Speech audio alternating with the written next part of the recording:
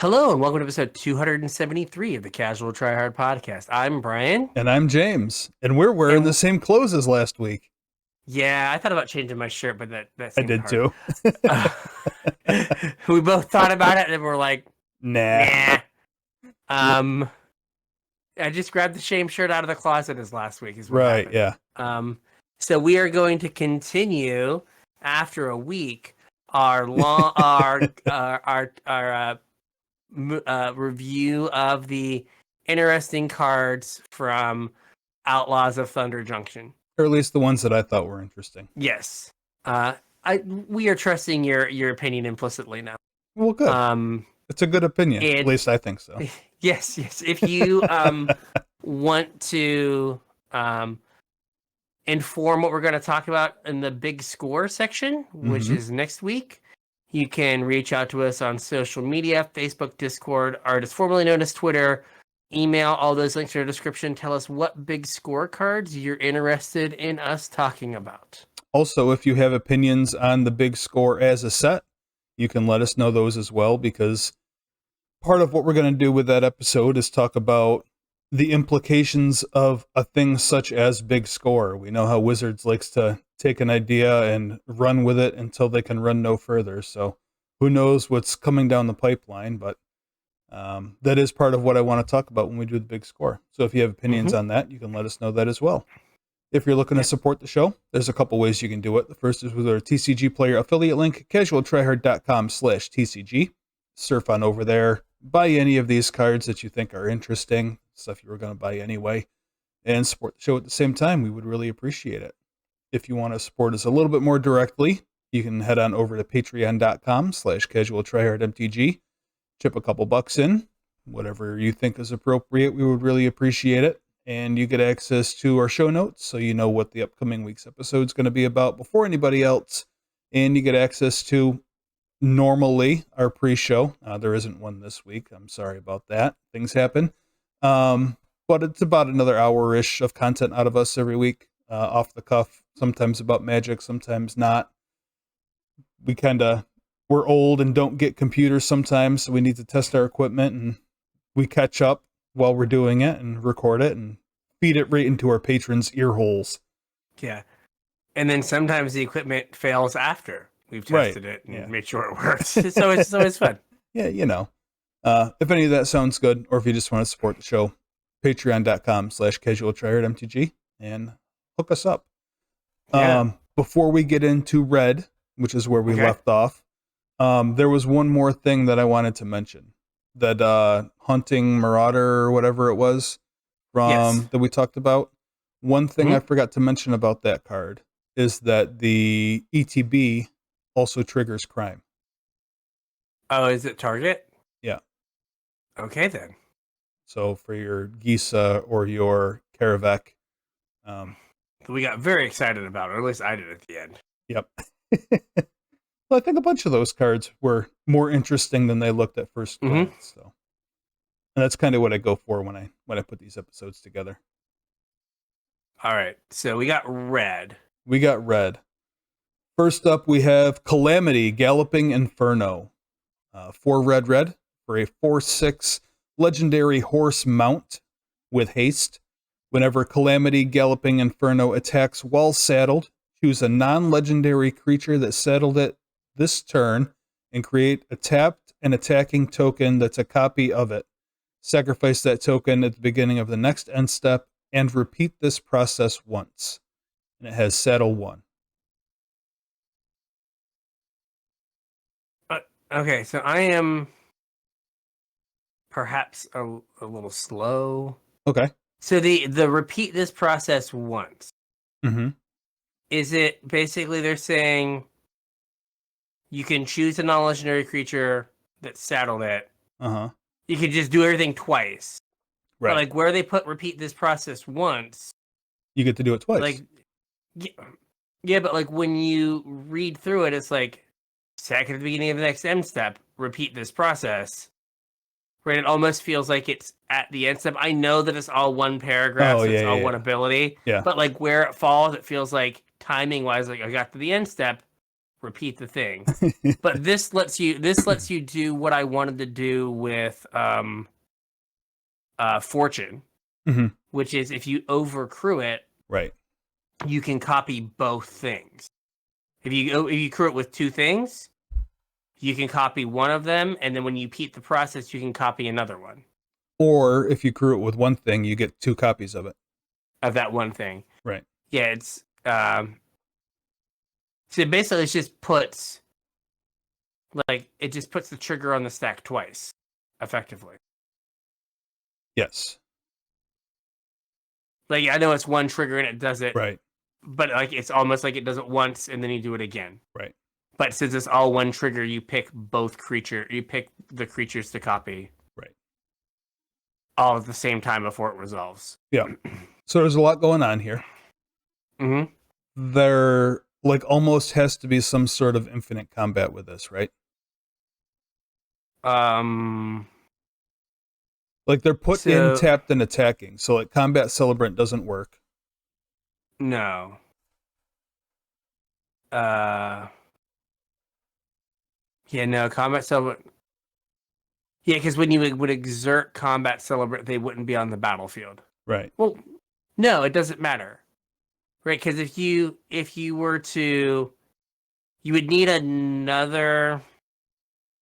No. You choose whether you're going to exert when you attack with it. So if it enters tapped and attacking, you don't ever get the choice to exert the thing. But when the problem, like you would need two, because if you saddle with one and then exert it with the other, both triggers would go on the stack. Mm-hmm. Right. So if you let the Galloping Calamities, Calamities trigger resolve first, it would put the Combat Celebrant in tapped and attacking. Mm-hmm. Then the Exert would resolve, mm-hmm. and then it would untap all the creatures. It wouldn't. Right? It wouldn't. I don't think it would untap the Combat Celebrant. So imagine you had two Combat Celebrants. Yeah. Right? You used the first one to crew, and then you exerted the other one, and it would put two triggers on the stack, right? Untap all other creatures. Well, it says that if Combat Celebrant hasn't been exerted this turn. Yeah, so like the one that you exert, so like you crew with one Combat Celebrant or saddle with one Combat Celebrant, exert with the other. Yeah. You'll make a copy that's tapped and attacking. It'll untap. Right. It'll untap everything. Yep. And then the next combat, you would crew with the one that had exerted and exert the token copy. Right. And then repeat. But you would need two Combat Celebrants for it. Yep. I mean, a Combat Celebrant and a Flicker Wisp? Or I guess Combat Celebrant and like a Resto Angel. Or Fortune. Or well, no, because like you need something that when you saddle Calamity, when it comes into play, it'll blink the Combat Celebrant that was exerted. Yeah. But then the Combat Celebrant wouldn't have haste. Right. So then that's a problem. There's got to be something that you can like, but Combat Celebrant's the only like creature that's going to let you take multiple attack steps. Yeah. Right, without like Morag and like putting extra lands into play or something. Right. I mean, they did address the biggest problem with a card like this, which is they gave it haste. Right. So you don't have to like wait. Mm-hmm. But like, I mean, this could like just be like a stupid like, not that red does value. Right. But this could be like a stupid like, you know, red white like value deck where you like, oh my spirited companion, I'm gonna like saddle up here and draw two cards. Yeah. The other thing I was thinking wasn't there a card in Kamigawa that doubled attacking triggers? Yeah, it's It's Mardu. Yeah. I forget what the name of it is, but yeah, it's So Mardu. you accrue calamity with something and then get 4 of it. Yeah, and like That might just end a game. Like you accrue calamity with like, I don't know, a glory bringer.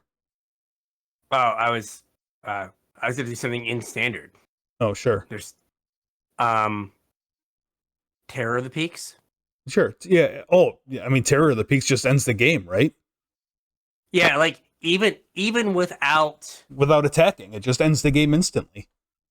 Yeah, like you Because just they like all you see now each have, other enter. well, you would have the one, then you would make 2 more. Well, no, this is all one ability, so 2 would enter simultaneously, Yeah, and so, they would but each see each other. So they would each deal 5, Right. right? And then, but then 2 more would the enter one at that the was, same time, and all 4 of them would deal 5, so it'd be 30. Yeah, but I was gonna say you don't even have to like have the double the attack triggers guy. Oh, sure, yeah. Like terror into this when you I keep saying crew, when you saddle. Yeah. When the 2 come into play, the one that saddled sees 10 power come in. Oh, true. Yeah. And each of those see the other one. See 5. Yeah. See the other one. So you would deal 20 on the spot. Yeah. So Terror of the Peaks plus this is just 20. Yep. That's cute. I mean, yeah, I mean, like there's like, I mean, also like does not like that curves. Yeah. Chef's Kiss. But Trumpeting Carnosaur. Oh yeah, absolutely. Oh man, Trumpeting Carnosaur, yes. Yeah, you make 2 7/6s with trample. Right. That also put somewhere probably between 7 and 10 mana worth of stuff onto the battlefield. Yep. That works too. Yep. Big red, here we come. Yeah. Yeah, is there like a unplayable mana rock that we could like Probably put in the deck? I'm sure somewhere. That is every big red deck's thing. Yep. I think my treasure maps in standard. They reprinted treasure map. It is. There you go. Like that is the big readiest card of big red cards. That's like right. You have that and 4 of those and like 1 Reckoner Bankbuster. And then you're just like, yep. This is what we're doing. My deck. And this is what we're doing. Yep. I got that 2-drop thing figured out. Yep. And then I've got a bunch of 5s and 6s, and then we're fine. Yep. Yeah, like there are enough things at 5 mana that if you put 2 of them into play, you just win the game. Mm-hmm. Right? That are also like not embarrassing on their own. Right. Like Terror of the Peaks is not an embarrassing card. Right. Well, and the nice thing about Carnosaur is like if you're not ready to combo, it is removal to keep you alive until you combo. Mm-hmm. So yeah, I mean, you could do some nonsense. Mm-hmm. But there you go. So we want to see I mean, you can win a game of Limited doing that. You could. It's in the same. It's in the set. Terror of the Peaks, and is Terror of the Peaks a mythic in this set? It might be. I think so, yeah. So that's a little bit harder. But a mythic and a rare, like, you know, if you plausible, do if you do like 80 drafts, you will have those 2 cards once. Mm-hmm. More than likely. Challenge accepted. There you go. Just have to find time to do 80 drafts. No problem. Hey man, you're gonna be sitting on a plane for a while. I will. I think I can afford like whatever in-flight Wi-Fi. Come on now. Come on. They're not going to reimburse me for that. All right. Moving on from Calamity Galloping Inferno, we have Caught in the Crossfire. This is a red spree card, and I swear I didn't try and pick a spree card from every color. It's just kind of what happened so far. This is red for an instant, and +1 is Caught in the Crossfire deals 2 damage to each outlaw creature, or +1 is Caught in the Crossfire deals 2 damage to each non-outlaw creature. So it is. Oh, I think he had it down here. Maybe not. It did. Fiery Cannonade. Fire Cannon, yeah. It is kind of that. It has a bigger hole. Mm-hmm. But it also right? Like could fill that hole instead.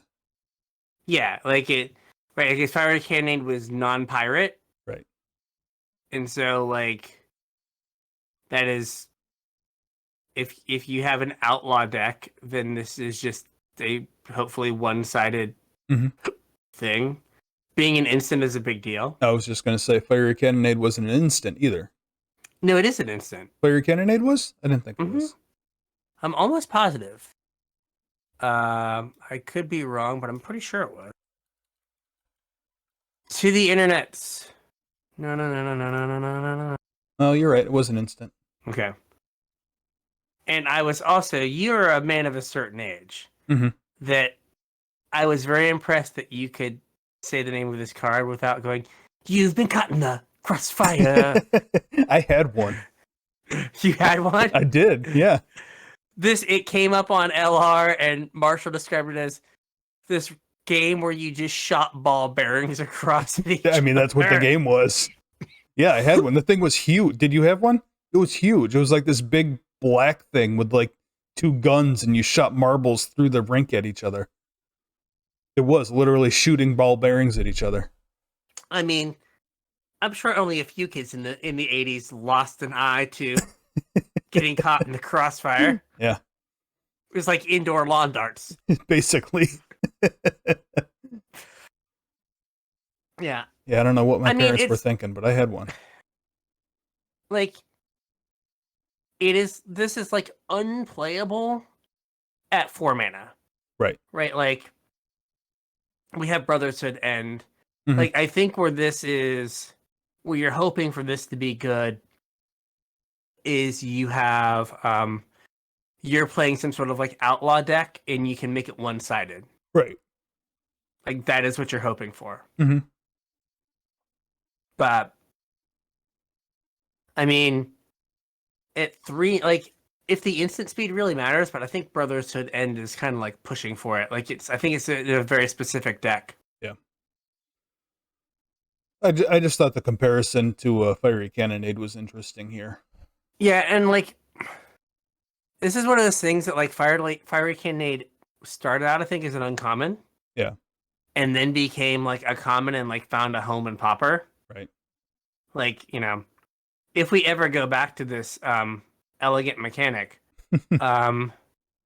like this could be like a common in 3 years with the way like power creep goes. Yeah. And then like it would have like a great home, I think, in a format like Pauper. But I don't know, it is like the mode that doesn't get the pirates, just like the fact that it also misses all the other stuff. Right. Right? Like, but it is like weird that like our typal deck is like job typal. Right. And so career typal. Career typal. I am a career criminal. I do not get caught in the crossfire, but sometimes I do. But sometimes you do. Sometimes that's all that gets caught is me. My career. All right, so next up, we have the Great Train Heist. The Great Train Heist. Another spree card. Yeah, and I think 2 weeks ago, I think we talked about this in the pre-show briefly. This is a red mana for an instant, again with spree. Add 2 in a red, and you untap all creatures you control. If it's your combat phase, there's an additional combat phase after this one. If you add 2 mana, 2 generic, creatures you control get +1/+0 and gain first strike until end of turn. Or if you add a red mana, it's choose target opponent. Whenever a creature you control deals combat damage to that player this turn, create a tapped treasure token. Okay. So it's kind of interesting because the extra combat you have to play during your combat. Otherwise, you don't get an extra combat. Which is weird. That is weird. The trumpet blast is like half a trumpet blast. But gives first strike. But gives first strike. and also plays really well with the extra combat, because if your things have first strike, there's a chance that they're not going to die and they're still going to be around for the second combat. But the mode that I think is really interesting is the last one, where all of your guys that connect make treasures. That's not an effect that we have already, right? No, like we have sticky fingers. That's only one guy. Which is it's only one guy, but yeah, all of the guys no. So that is like, is weird. Is there a way to use this as a ramp spell? I mean, like, you go wide attack, and like on turn, like you go like 1-drop and like 2 1-drops, or like 1-drop into like almost like a Boros deck, like the like red white convoke deck. But then you use this to like get a bunch of mana. Well, what if you like Kuldotha Rebirth or whatever the new one is? And you make 3 guys on turn 1. Turn 2, right? Turn 2, yeah. Because there's like so, but on like turn 3 you attack for like with 4 things, and then you make 4 treasures. Yeah. Maybe. So I was gonna point out, like, one, the templating on the first thing. Like, I wonder how many of these are gonna get cast post combat and do nothing. A lot. Like, I don't understand why it had to be in combat. So unless they were worried about it being like flashed back or something. Maybe they're worried about like it getting looped. Yeah. Somehow. But you should probably cast the first mode and the third mode, maybe all of them, after blockers. Right, like make your opponent commit to blocks. Right. And then be like, okay, there's an extra combat. Right.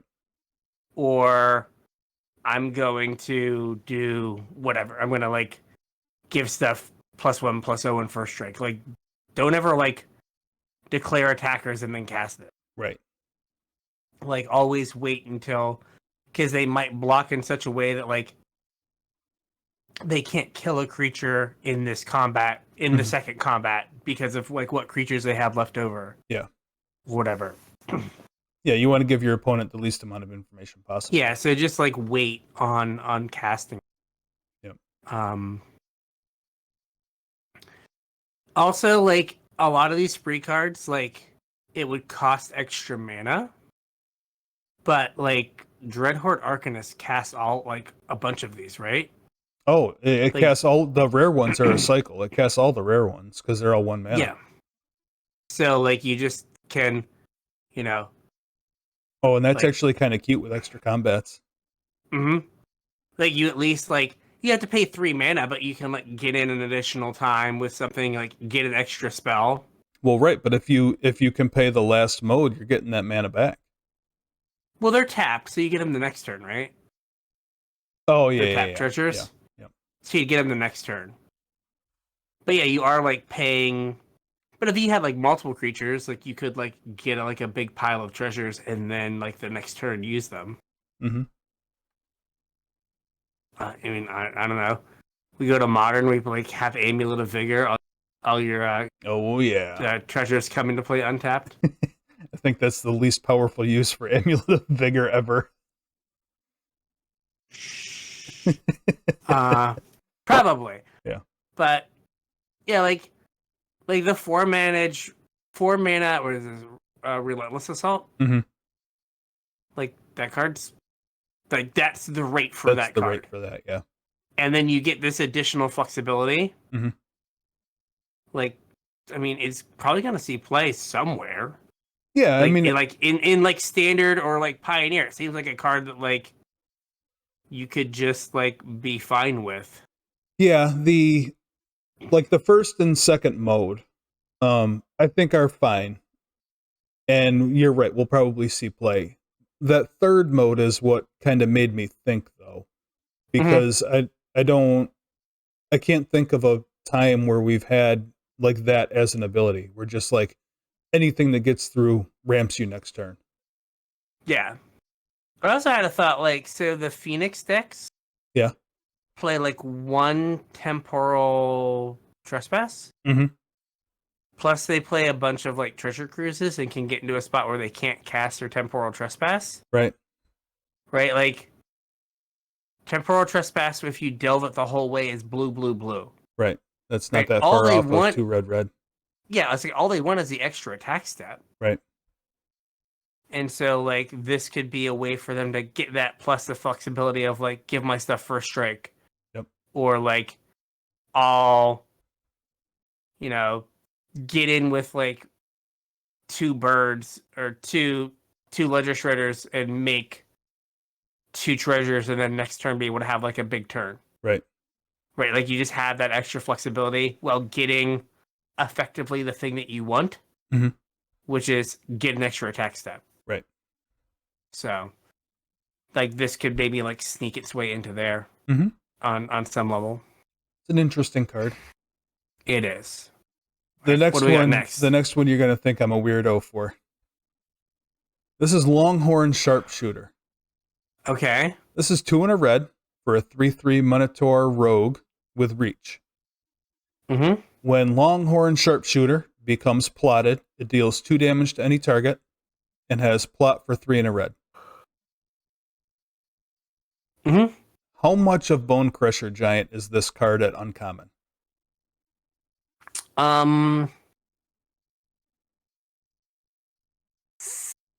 It's not all 70%? of Bone. Yeah, it's not all of Bone Crusher because plots at sorcery speed.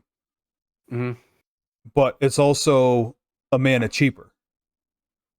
So I think the big thing with Old Minotaur here is Bone Crusher. You get to curve 2 into 3. Right. Right. Where this doesn't fill that spot on your curve. Right. It only does 4.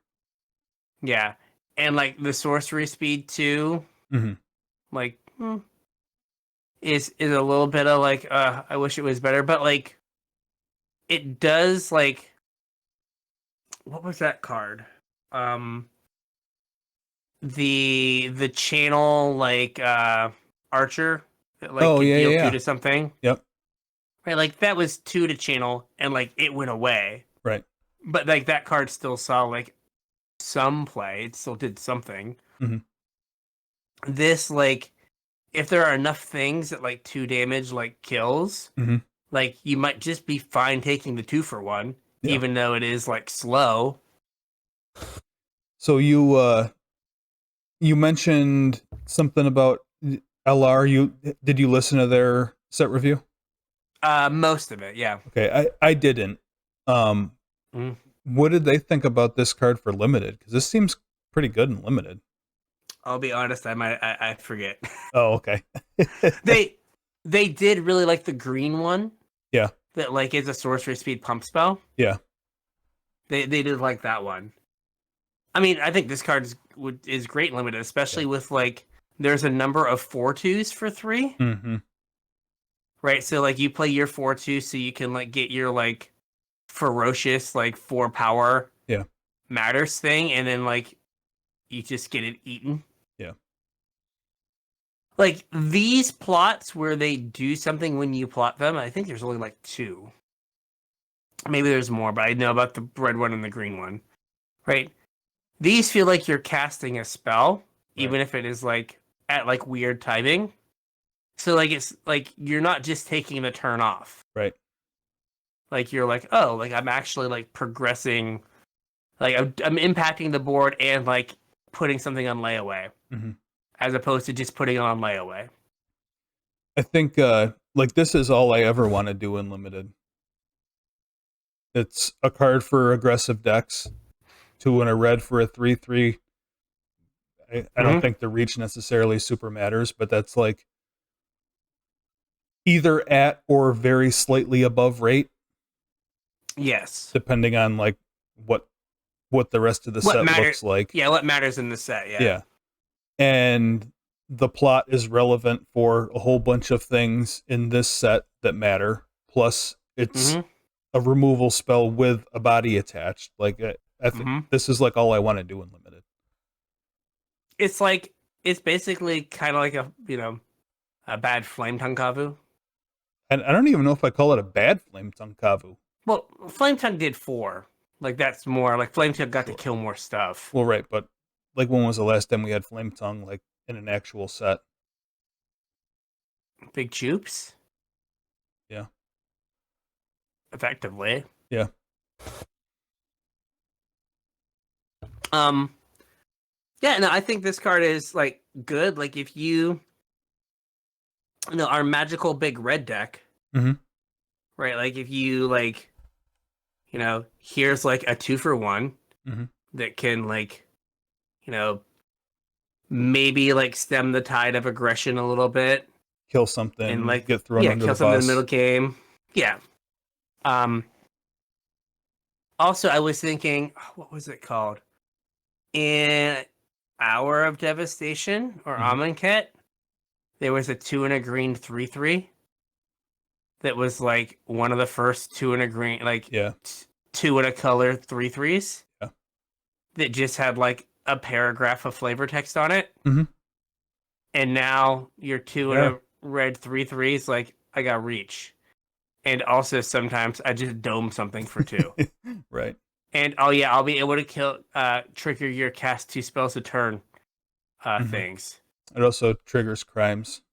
Yeah. Would you like anything else? Yep. It's like, no. But as bad as I'm looking, I was like, maybe we should have maybe we should have a haste. You know what I mean? Yeah. But yeah, no. All right. What's our next one? This one's an interesting topic, I guess. It is. This is Scorching Shot. Red for a sorcery. Scorching Shot deals 5 damage to target creature. Why does this card exist? Kill Shieldred? Exactly. Yep. Right, like Cedric and Patrick Sullivan were talking about like Shieldred and Pioneer, and like Patrick was like, Roast still exists, right? Like you just put Roast in your deck. Yeah. But Roast only kills non-flyers. Easier to cast. Yeah. But like I think this is here specifically for Shieldred. Right? Like they couldn't make Lava Coil or like the Lava Coil variant deal 5. They couldn't make it 1 on the red deal 5. Like that's just a bridge too far. Until like, whatever lore win next year, then that'll just be like the going rate. But like for where they are right now, 1 in a red deal 5 was too much. Yeah. Like I feel like this is here specifically for like mono red decks that like literally can't beat a Shieldred if it resolves. Right. So you like give them this, you make it red, so you like really push, like it's really like this is for mono red or like a really heavy red deck. You limit it to sorcery speed. Yeah, like you want to avoid like, oh gosh, what is it called? Like is it Phoenix in Pioneer? Right. You don't want them to easily play this card. Like you want them to be like, and well, they're not going to. No, like they have Lightning Axe to deal with Shieldred now anyway. Right. But like in that, like you don't want someone to like adopt this card. You want to like actually work for it. Yeah. Right. So I'm going to paraphrase a little bit, but this was one of the listener cards, and they had some specific circumstances they wanted this card talked about. And I think what they were asking is if this is a color pie break, or maybe where the line is where this would be a color pie break, because like red doesn't get to just destroy target creature, but 5 damage is awful close to destroy target creature. So is this a color pie break, or like where would the color pie break line be? Like 10 mana would be or 10 damage would be a color pie break, because that's just kills anything. Yeah, well, we've had this discussion for a while with Unholy Heat. Yeah. Where it kills like everything for 1 red mana, yeah. For one red mana. and like I think Morrow responded to Saffron Olive at some point. It was like basically like it's kind of the fact that we like make you do work for it Mm-hmm. that makes it okay. Like, and like I Well, guess you could say sure, but the to be fair, this isn't. You're not really doing any work for this, other than it no, being sorcery speed and 2 red mana. yeah. Well, I was gonna say like the 2 red mana might be the work, Yeah. but like they argue that 6 mana or 6 damage because you do work does not break the color pie, Okay. and like for 1 mana, right? You have to do work. Mm-hmm. We've seen a lot of like we don't really think about 3 mana deal 5.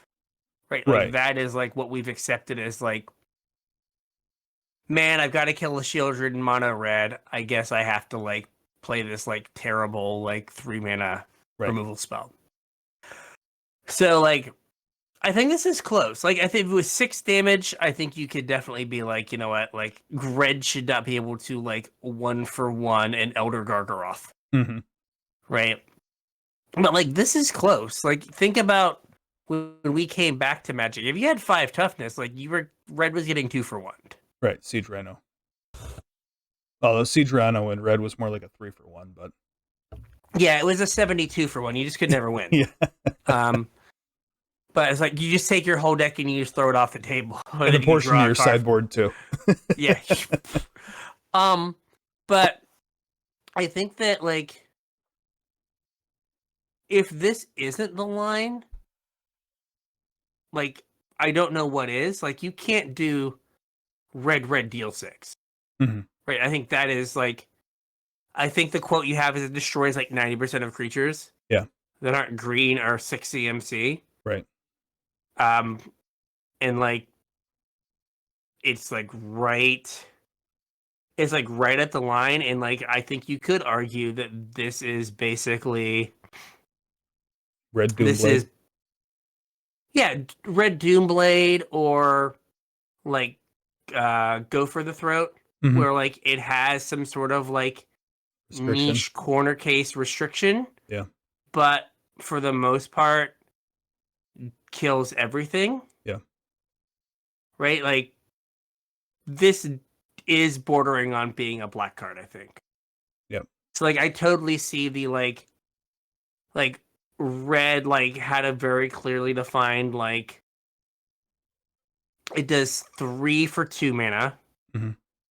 to anything, and then 4 for 2 mana at sorcery 2 mana. speed. At sorcery speed, like that was a restriction at 2 mana. Yeah, and we kept the sorcery speed restriction, but we like bumped up the damage and like. Well, we also lost the exile. Like the exile on Lava Coil was important. Like I don't know if Lava Coil would have seen the same play that it did without the exile. Like the exile was relevant in that standard. Yeah, specifically for the Phoenix, right? Yeah. Rekindling Phoenix. Mm-hmm. Yeah, I mean, like I guess like we probably had the same conversation with Flame Slash. Yeah. Right, Flame Slash is 4 damage for 1 mana. Yeah.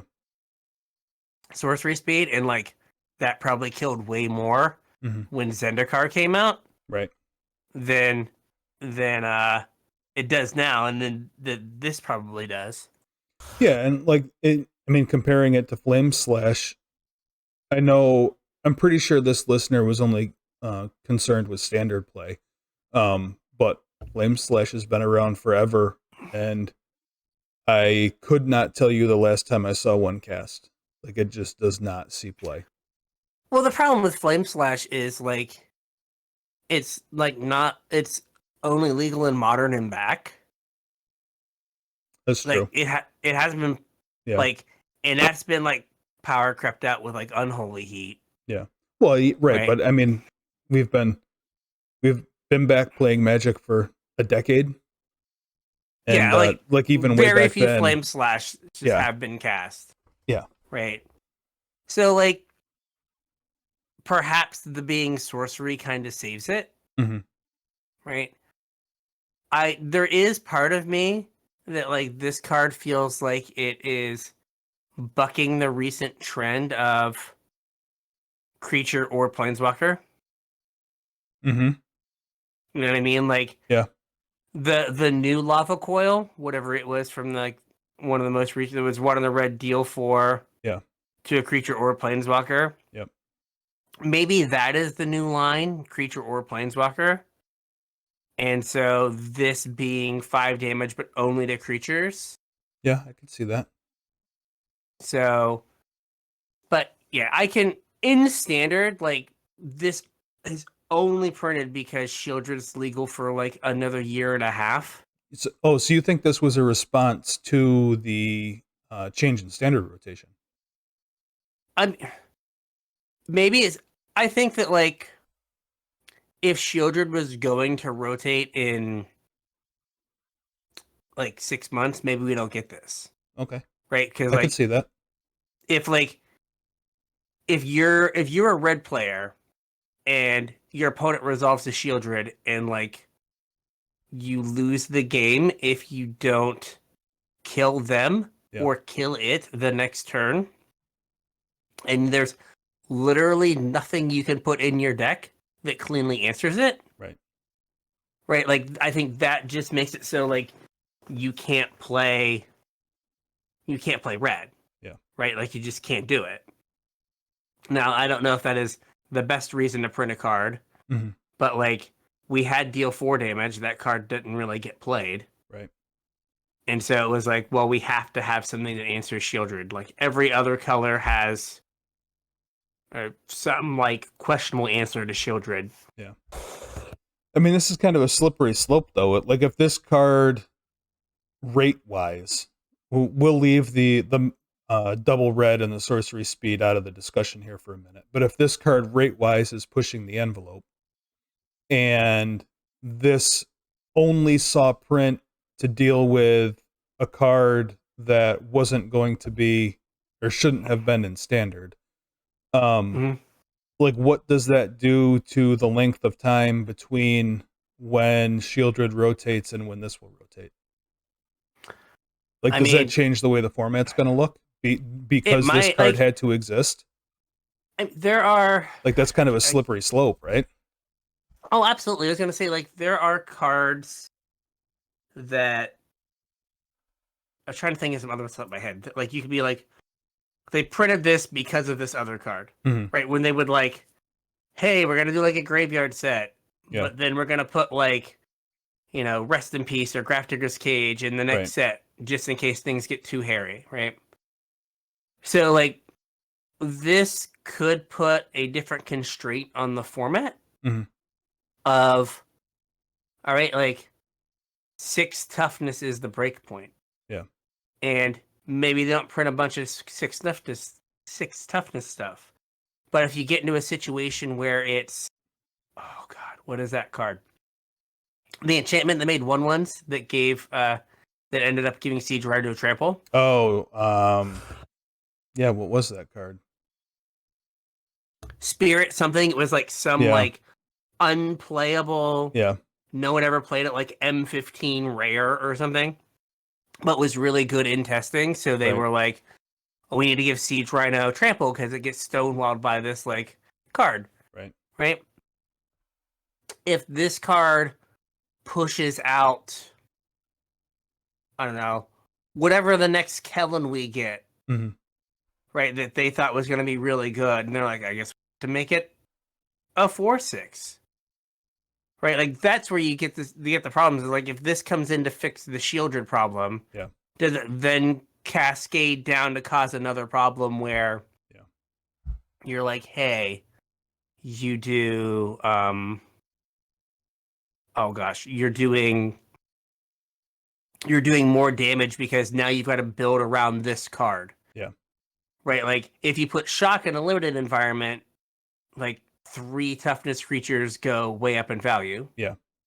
Right, 2 toughness creatures go down in value. Mhm. If this is around, 5 toughness creatures go down in value. Yep. All of that aside, I think double red and sorcery speed limit the playability of this card. I don't think we have to worry about much of that. I don't think this card is inherently bad for the format. It's just kind of an interesting thought exercise, I think. So it was worth talking about for sure. Yeah. And now we have Slick Shot Show Off. Yes. Sorry. Hopefully, I'm doing a decent job muting myself as I'm dying. You are. The YouTube listeners, they're or getting the viewers show. like just watching me die. All right, so this is a 1/2 bird wizard, which he has a friend in what's his name? Ledger Shredder, also a bird wizard. Also 2 mana. This is a 1/2 with flying and haste. Whenever you cast a non-creature spell, this gets +2/+0 until end of turn. Yep. So it's like a flying Kiln Fiend. Yeah, it's super prowess. Kiln Fiend is like Kiln Fiend gets +3/+0. Yeah, there's another one that's only +2/+0. Yeah, and it gets plot 1 and a red. So like it's really good at one triggering like letting you trigger your like cast a second spell stuff. It's also good in that it keeps your mana free, so like you could just like have a turn where you're like this guy in 2 spells. This guy into Teamer Battle Rage. Oh yeah. Yeah. Like you just like 10 them on turn 3. Yeah. You're like, this consider Battle Rage take 10. Here's I was thinking in standard. I know a little while ago we did an episode talking about Delny and Monastery Swiftspear. Delny also interacts favorably with this guy because if you time your spells correctly, the super prowess gets doubled twice. Oh yeah, you just like kind of hold priority and spam the button. Yeah, and also makes it unblockable. Yeah. If you cast your spells after blocks, it's unblockable. Yeah, you like attack and then you're just like spell. Yep. And they're very much dead. Very dead. Or close to it. Yep. Also, this plays very well with Ledger Shredder. You plot this on 2, ledge on 3, cast it, then play this. Yep. And then you like get in for 1 with this, and then you get your Ledger Shredder. Well, I mean, you could even trigger this on 3, like cast a consider. Yeah. Like Ledger Shredder consider. Yeah. So I don't know if that is like good. That is one, we can do it in standard. Right. Like also like this and like something like Balmor. Where you're just like, just like spell slinger, go like pump thing. Yep. The Mercurial Geist is the 4-mana version of this. Yep. Yeah, like it's interesting that it's kind of like trying to incentivize you to like put it on layaway and then find a turn where you can like do big. Something like big. Yeah. Exactly. Because like you get like spell, Teamer Battle Rage. Yeah. Like you have a giant thing that's dealing a ton of damage. Yep. Yeah, especially if like any of those spells were also a pump spell, like your opponent might just be dead. Oh. Like if you Monstrous Rage. That's what I was gonna say, Monstrous Rage. I also had a thought like this doesn't have heroic per se, but like this is a good thing in like those like creature pump spell decks. Yeah. Yep. I wonder if that Great Train Heist plays into this deck as well. It doesn't target though, the Great Train Heist, right? No. So like, well, this guy doesn't care about targets. Yeah, fair. No, I was thinking more like the heroic deck. Yeah, like because this is not as good as what's he called? The 1/1 with connive when you target it. It has double strike. Yeah. But like it's some kind of part of that, Mhm. right? Plus it has like evasion, so it doesn't wear like monstrous rages as well. Right. But like, a monstrous rage on this is still like +5. Hmm. Well, I mean, we have Monastery Swiss Beer. Like there is a Mhm. red deck. Yeah, that could just use this as well. Yeah. So yeah, it is good. It does like interesting things, and like there are like decks that could maybe use this. Hmm. Um, because like I know this is maybe better than 10th Legion, 10th District's Legionnaire, maybe. Probably not in like that specific Yeah. deck, In I mean, in heroic, probably not. but like more in like a burn shell. Yeah. If you were like a burn like the modern prowess deck, Yep. like if you like Swift Spear, Skull Scar Mage, this guy, Hmm. like that probably ends up being a reasonable looking deck. Yeah, I think so. And then you're like shocks and bolts and stuff. Yep. All All right. right. I think that finishes off red, so we're gonna move into green here. I'd like to point out we spent 50 minutes on red. Oh boy. Okay, I gotta pick this Oh pace boy. up. We'll at Holy least get through moly. green today. All right, first green card. We got Bristly Bill, the Spine Sower. 1 and a green for a 2/2 legendary plant druid.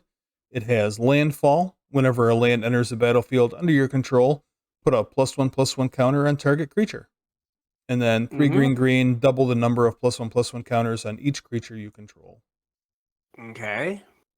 My thought was, I don't know how relevant the 3 green green doubling counter, like the Hydra ability Yeah. or whatever is.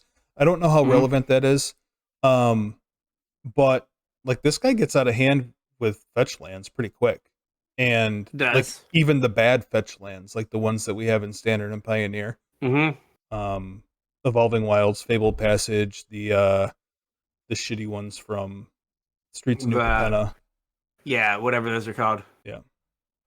I mean, I was trying to figure out if there's like anything that like if there's like put a counter on something, put a land into play, or like put a counter on something, search for a land, put it in the battlefield. So we had this as an enchantment in Kamigawa, right? Yeah, roaring something. Yeah, Roaring Earth, I think. Yes. And like that card was good in limited. That card was great in limited.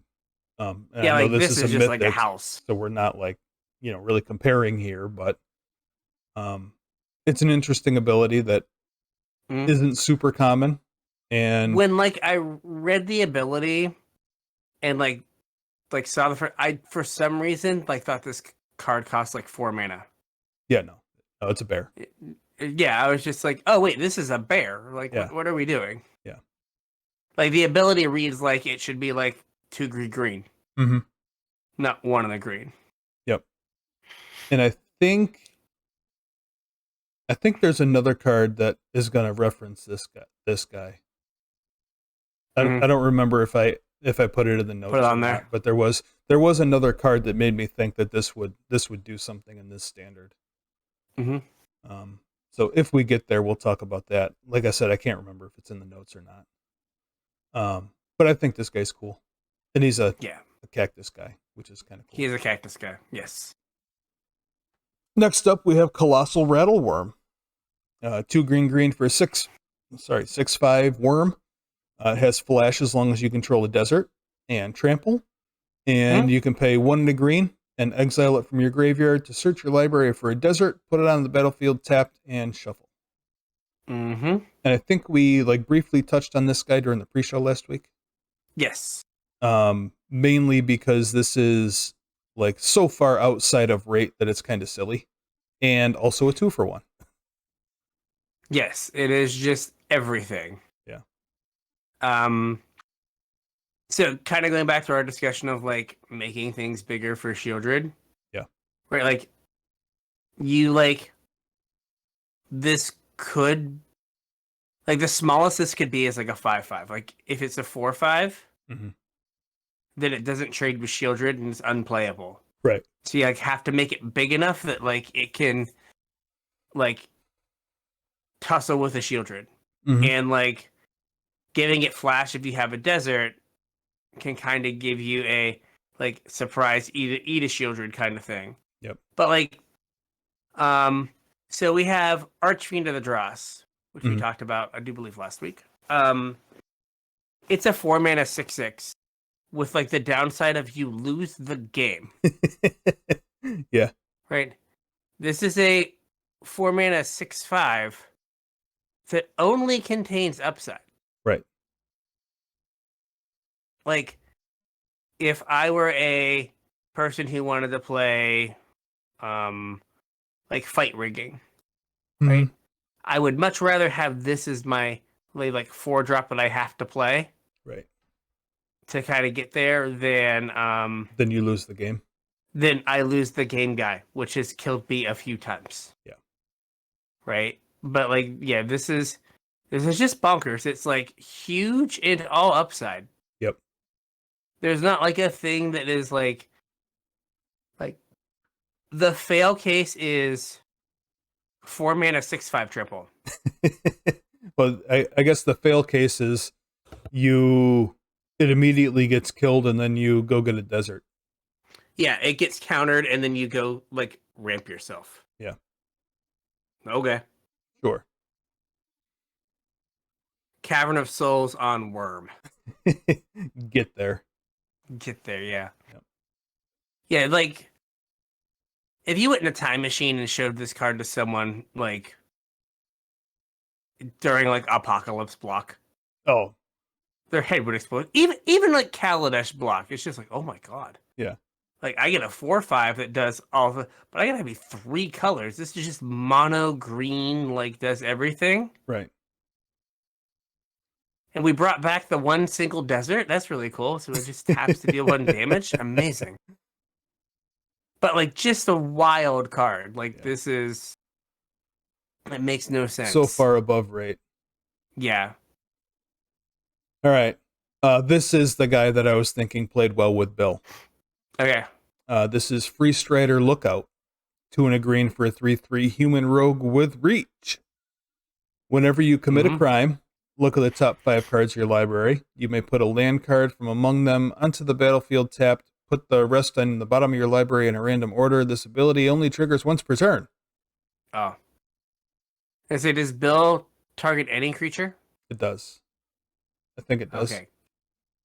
Because I was like, the once per turn makes me sad. On target creature. Yeah. Yep. Because like you could see a world where like you Bill. Yeah. And then you like put every land in from your deck onto the battlefield. You play this and like a land somehow, and then you're just like, you just target your opponent's creature, make it massive. Right. But like take every land out of your deck and like I'll kill that in a second. Like it's fine. I just ramped myself for like 25 cards. Right.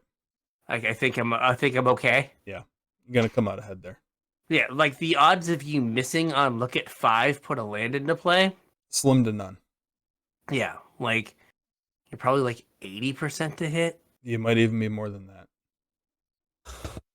Yeah, I mean more than a third of your deck is lands, so. Yeah. But unfortunately, they put the once per turn.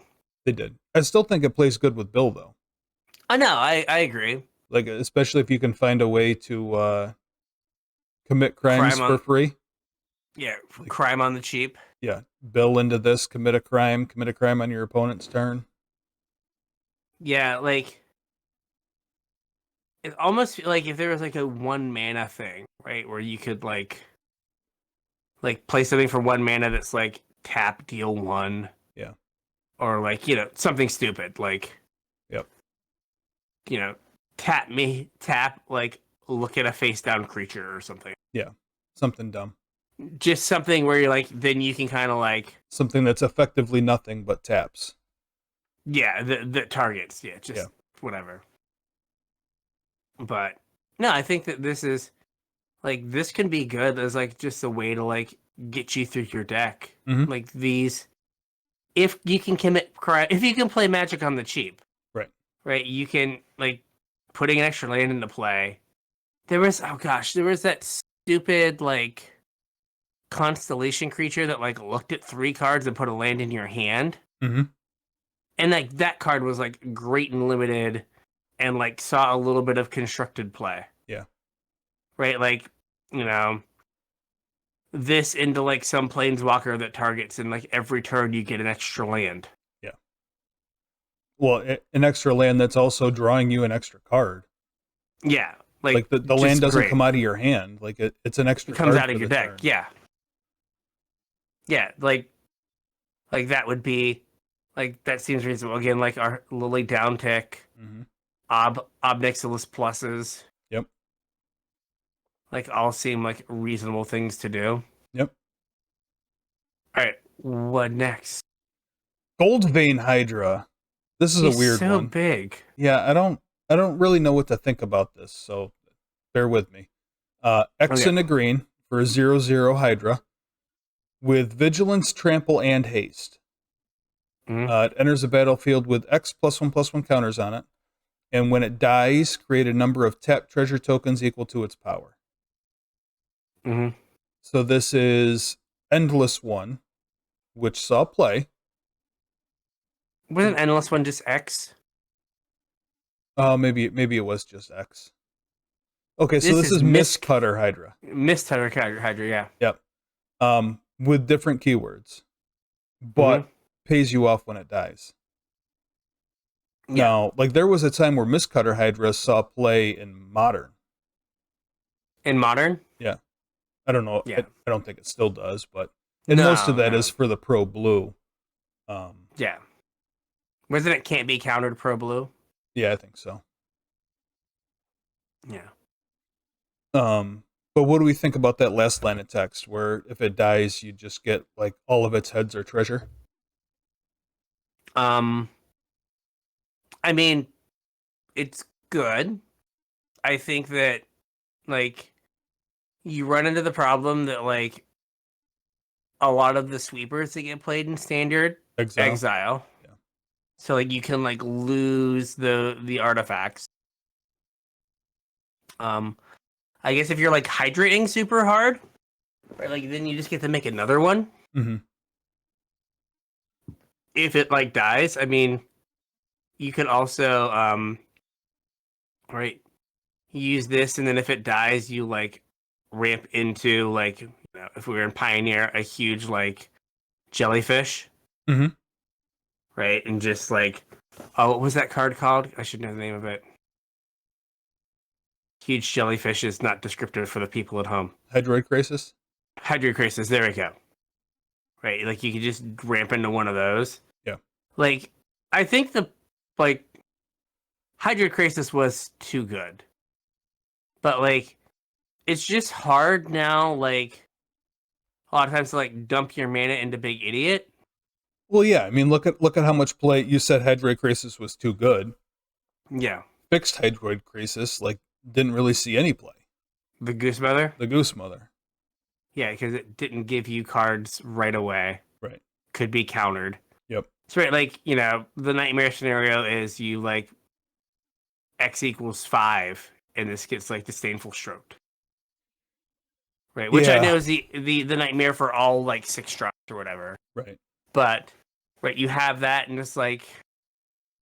Now, like, if you stick it, like, you know, you just, like, get to bash right away, and, like, that deals... The haste deals with one of the, like, downsides of Hydras.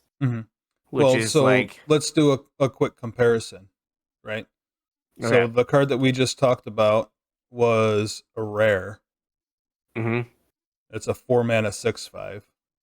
And if you put 4 mana into this, it's a 3/3. With Vigilance and Haste, which, like, doesn't really matter that much. Right. And this doesn't give you a card that the other one does. Yeah, like... It gives you mana, but it's only 3 mana. Only 3 mana, but... Yeah. Yeah, like, I don't understand why it's a mythic. Yeah. It's weird.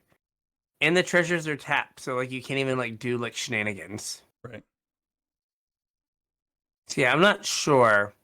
Yeah, but I almost feel like the giant, I guess it's a worm. Yeah. The 6/5. Yeah. I feel like it's better. Mm-hmm. Right, like just in terms of like rate and like, and so because like you could see this being the last card you play in your hand, Mm-hmm. and then like you not needing the treasures ever Right. Not having anything until to you do with like, them. yeah, until you draw the next one of these. Right. And then you're just like, I guess I'll make it bigger and hope you don't have anything. Yeah. Oh, you had to go for the throat. Yeah, like now, right? If they tap out, you can like steal a game, but like, oh, I figured out the perfect comparison. Yeah. Shivan Devastator, Sure. Yep. right? Like you trade flying for trample, Mm-hmm. but still kind of the same thing, Yep. right? Like you play it, and if it lives, it gets in. Yep. And like that card has only seen like fringe play. Mm-hmm. Like maybe this is like a commander card because like Maybe. we have what in theory might be the better version. Right. Because like I don't know, I'd probably rather have flying than trample. Mm-hmm. And that card sees very little play. Yep. Like when someone plays it, you're like, oh, why are they playing that? Like that's weird. Yeah. All right. I think we got one more green card here. All right, and we're already an hour in. Well, I must not have. We didn't put map it the in frontier. Yeah, map the frontier. It's not in my my thing here though.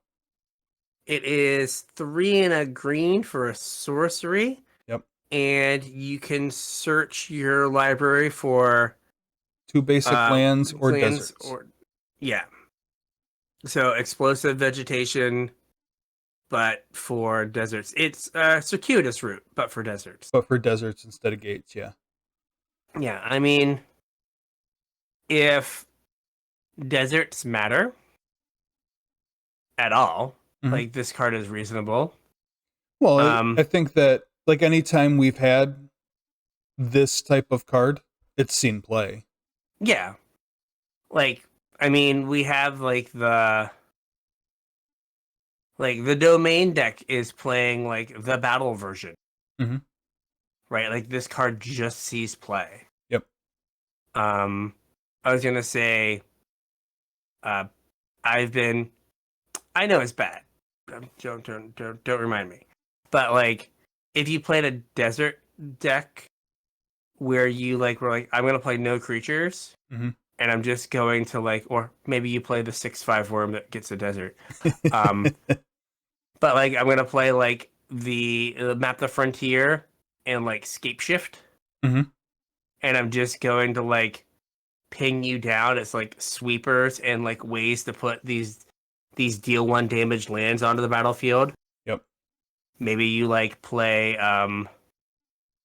some Ramanup ruins for a little bit of extra reach at the end of the game. Scorching desert. Scorching desert, you get scavenger ground to deal with the graveyard. Yep. Right, and like map the frontier finds your like shock land. Mhm. You're like, you know, you're Ramanup ruins, and it finds your like graveyard hate. Yep.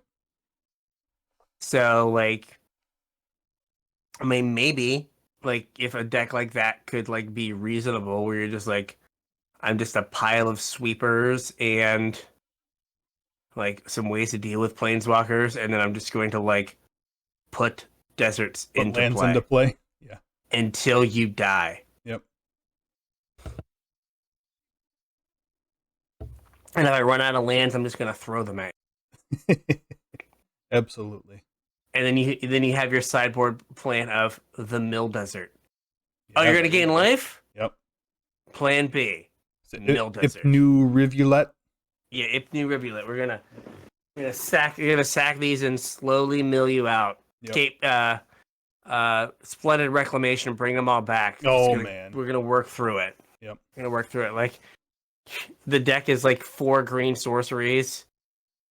I also like Hour of Promise.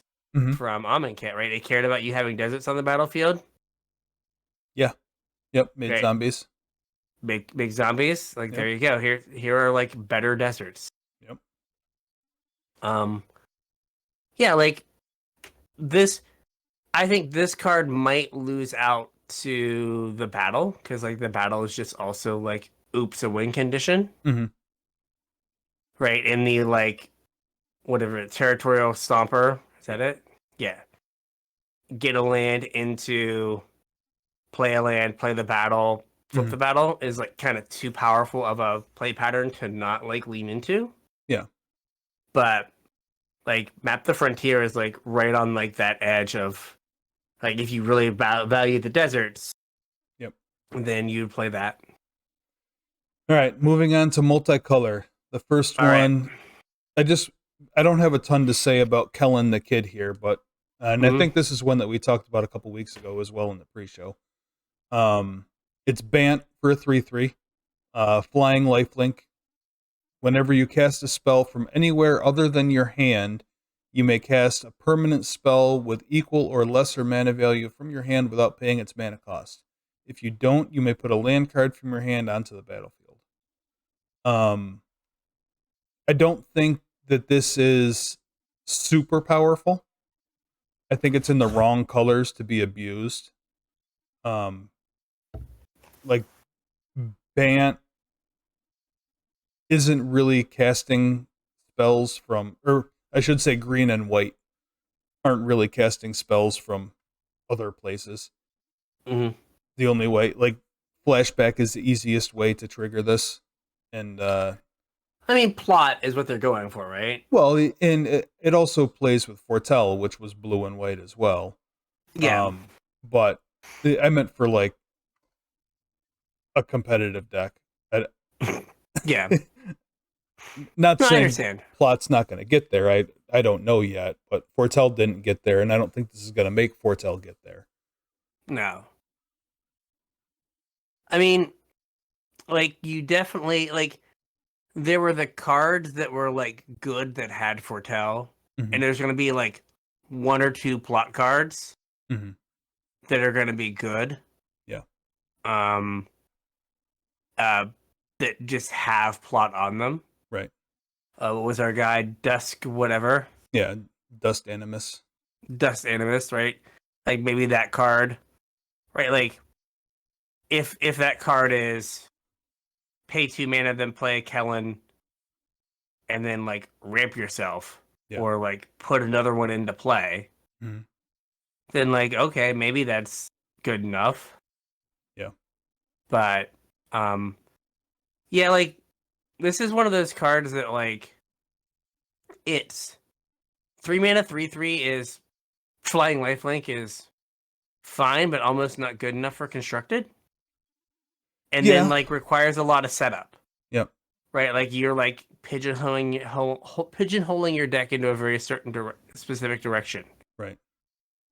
Now, may I introduce you to an amazing tiny leader? Yes. If only that was still a format. Only that was still a thing. This guy would be Yep. amazing. Yep. Yeah, so it feels like it takes a lot of work.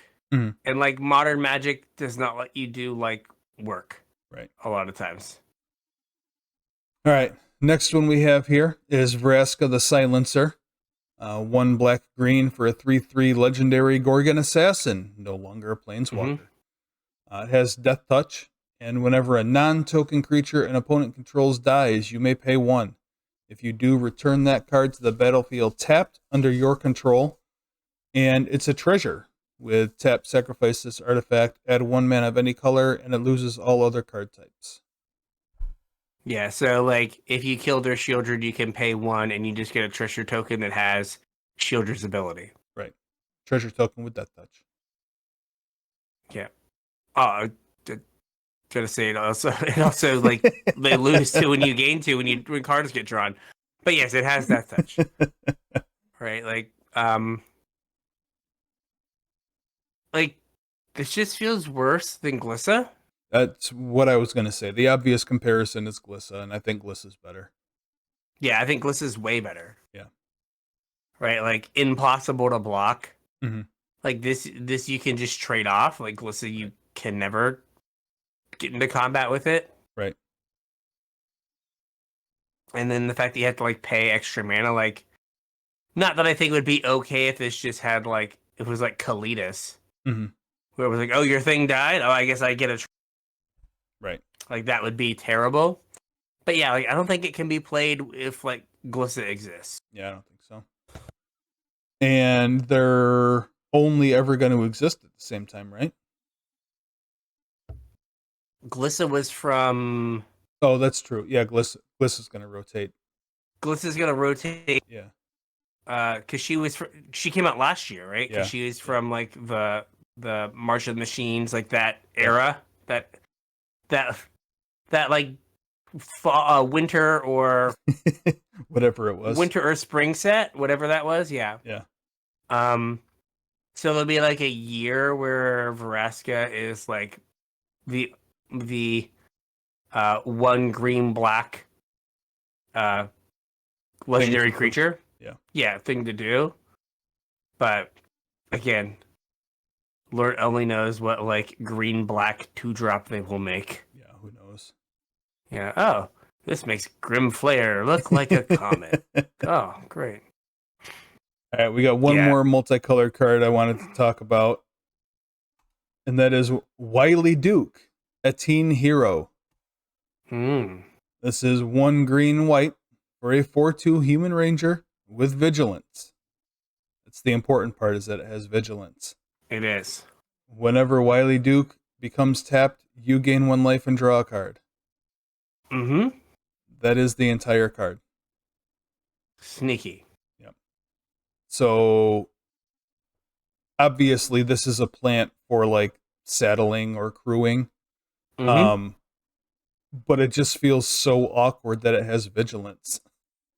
I mean, in terms of design, making vigilance a downside, Yeah, is like an interesting choice that like doesn't happen. Like it doesn't happen very much, right? Yeah. Like this card would not do the thing that they want it to do. right, Like if it was just 4-2 attack with it, right. play some white removal, play like God's Willings, play Giant Growth, Yeah. and just like turn it sideways and like snowball the game and win. Mhm. Right? Like this is like put vehicles and mounts in your deck. I mean, this is a card like designed to be a commander of a saddle or vehicle deck. Like that's Yes. what this is. When I read it, I was just like, "What?" Why would we do this? Yeah, like when I first read it, like I didn't like process the what's it called? The vigilance. I was like, oh, so you just get to attack with this thing and Yeah, like no. do the thing. No, you don't. And it's like, nope. I am looking for. Is there a card that when you gain life, you get to untap something? Because since you can crew infinitely, you can. if you had like a when you gain life,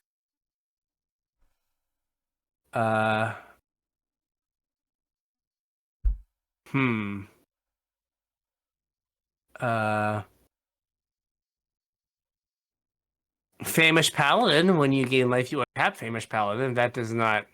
There's also That does not help. Lurking Roper is the same thing, but in green. Oh yeah, that card. Yeah. Like it doesn't untap, but you untap it when you gain life. Yes, I remember that card. That card was because it was like kind of like a goofy combo piece. Yeah. You could Intruder Alarm if you can make a creature when you draw a card or when you gain a life. Yeah, when you gain a life, like put a counter on something, or like gain a life, make a creature. Yeah.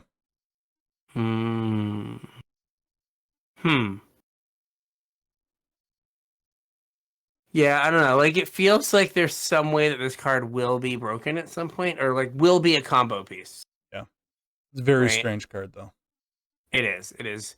But like, hats off to them to being like, usually vigilance is like an upside. Yeah. But here it's gonna. Not But so I much. also think it's the only way. Like, we want a like, Flavor win. yeah, flavor win / like we want a like a payoff for like mounting, boom phrasing, and Yeah. so we don't want to be able to like attack with it. Yep. All right. All right. We are on to lands. We have 2 cards Okay. left, and we 2 will cards call left. it. We're gonna do it. The first is Arid Archway. It is a Mhm. desert, so it matters for all of the desert things. It enters the battlefield tapped, and when it ETBs, you bounce a land back to your hand. Mm-hmm. And if a desert was returned this way, you get to surveil one. And it taps You get the surveil for one, yeah. surveil. Yes. Or surveil one, I'm sorry. Surveil one, yeah. Yeah. And it taps for wingding, wingding. So for everyone who's playing limited, Mm-hmm. bounce lands are like first pickable. Yeah, they're Now, like very close to card advantage. Yeah. So like it depends on the format, Mm-hmm. right? Right. You might not be able to like play a land on turn 1 and then do nothing on turn 2 and pick up a land and then not make your first play until turn 3. Like bounce lands could have like gone down in value because of that. But like the bounce land guarantees you 2 land drops. Right. So like a land bounce land hand has your first, second, and third land drop in it. Right. So like, you'll be in theory on 3 mana on turn, only 2 land. Yep. There's also a like rare in the set we did talk, Claim Jumper. I don't remember that one. It's like 2 and a white for a 3/3. And when it comes into play, if an opponent controls more lands than you, Oh yeah. put a plains into play. And then if they still control more lands than you, Do it again. do it again. Yep. So like in constructed, plains go Arid Archway, turn 3, you should have less lands than your opponent, so you get to ramp. Right. Right, like you like play your plains, bring out the buddy, now you have 4 mana. Mm-hmm. So like this could be good for like catch up ramp kind of things. Yep. But like we only have one other colorless bounce land. Yeah, but it's not. It was in like a weird supplemental set, right? It's it's like in Commander only. It's Guildless Commons. Yeah. Yeah, like this could be like, I don't know, like, while bounce lands are like fixed 2 mana lands, we've also seen them break. Right. Right, like I think last week, Bryant Cook played an Amulet of Vigor Storm deck. Oh yeah.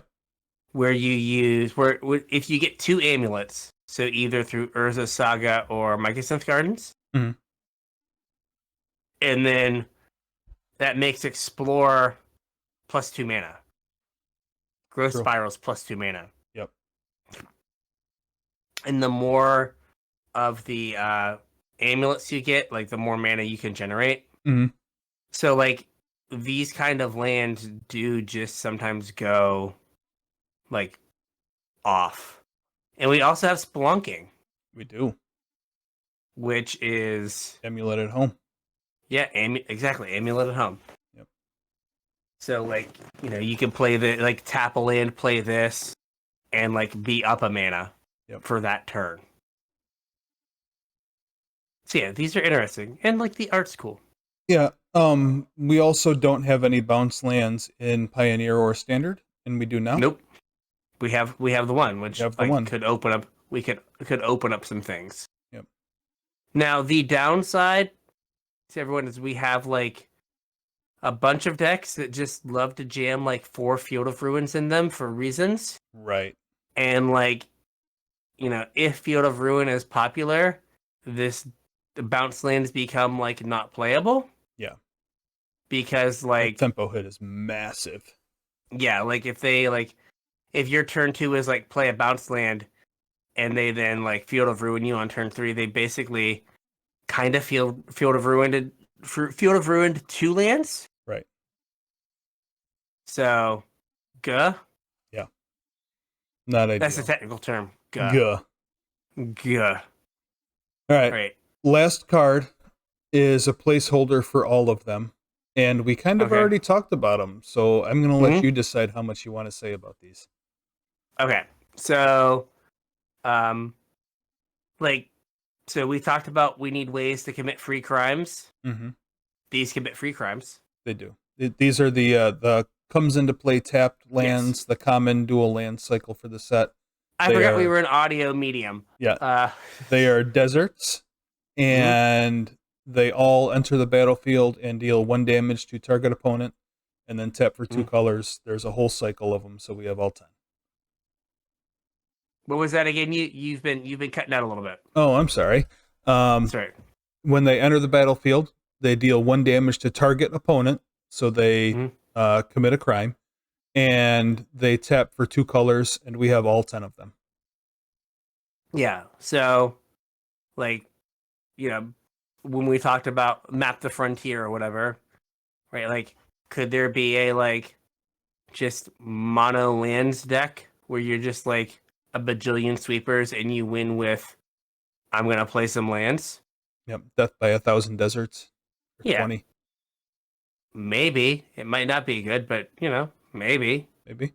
Right, like We have things that double up land triggered abilities, right? Mm-hmm. Play mom and then just like pew pew. Mm-hmm. Can never beat a Stern Proctor. True. You also have there's like it was a while back Saffron Olive played like only exactly it was only sweepers. Mm-hmm. Here's your win con and your only sweepers deck. Yep. 20 Plink, turn clock. Plink, plink. Like I just gotta hit my land drops and you die. Yep.